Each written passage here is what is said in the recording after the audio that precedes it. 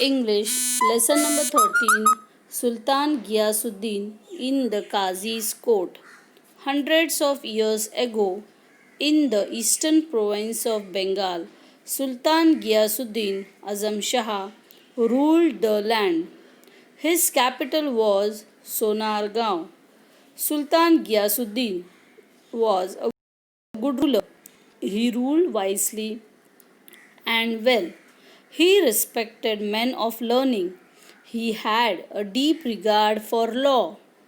One day, while the Sultan was practicing with his bow and arrows, he accidentally wounded the only son of a poor widow. The wounded boy did not survive. Weeping and wailing, the poor widow went to the Qazi and told him what had happened. The Qazi was an honest and upright man. He sent an officer to summon the Sultan to his court. When the officer reached the palace, the guards stopped him and inquired about his business. When they learned that he had come to serve a summons on the Sultan, they were shocked. They refused to let him go inside the palace. The officer was now in a fix.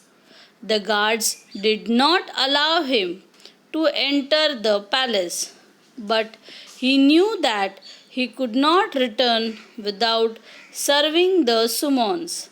The Qazi would not take him back. He had to find a way of reaching the Sultan somehow. What could he do? He thought and thought. At last, he began to sound the azan, the call for the prayer loudly just outside the palace. It was not yet time for the prayer when the Sultan heard the loud, untimely call. He was greatly surprised. He ordered that the man giving the call should be brought before him immediately. His soldiers rushed out of the palace gates, caught the officer, and took him to the Sultan within moments. When the officer came before the Sultan, he was trembling with fear, but he mustered all his courage and explained why he had given the call for azan. Then, with shaking hands, he gave the summons to the Sultan. Sultan Ghiyasuddin took it without making any comment.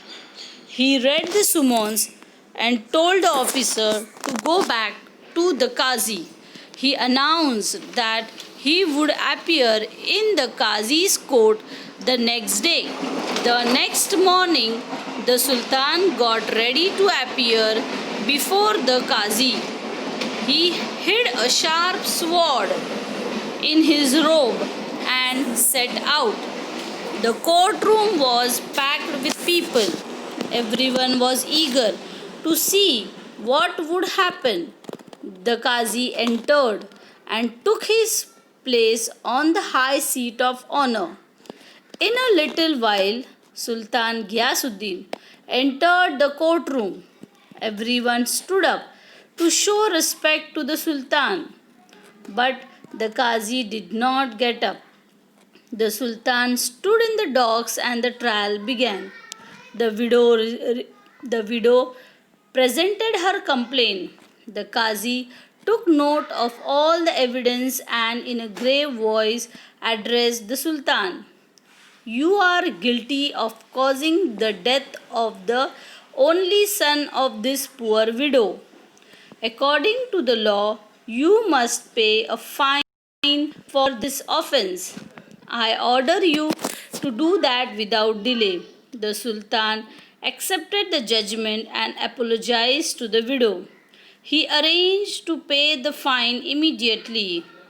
The widow felt satisfied that the offense was brought home to the offender. When the case was over, the Qazi got up from his high seat of honor. Respectfully, he bowed to the Sultan and requested him to take his seat.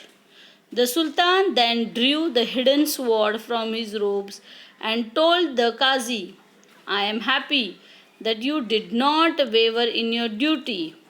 You did not hesitate to punish me. Otherwise, I would have beheaded you with this sword.